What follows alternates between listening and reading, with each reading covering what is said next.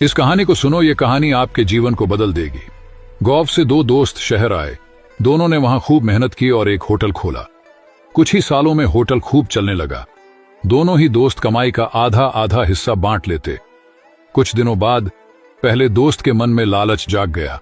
उसने सोचा, अगर ये दूसरा दोस्त ना होता तो पूरी कमाई मुझे ही मिलती।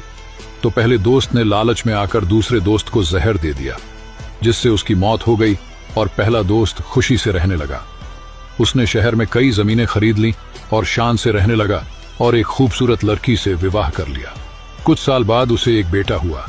जब बेटा बड़ा हुआ तो वो अपने बेटे को पढ़ने के लिए विदेश भेज दिया, लेकिन वहां जाकर उसे बड़ी बीमारी लग गई। महंगे इलाज की वजह से उसके पैसे खत्म होने लगे। घर बिक गया, जमीन बिक गई और होटल भी बिक गया। बेटे का अंतिम समय नजदीक आ गया तो उसने अपने पिता से कहा, क्यों पिताजी, मुझे पहचान पाए या नहीं? पिता ने कहा, हाँ, तुम मेरे बेटे हो।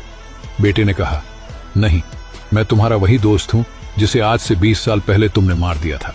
मैं तुम्हारा हिस्सा लेने तुम्हारा बेटा बनकर आया था। मेरा हिस्सा पूरा हुआ, अब मैं चलता हूं।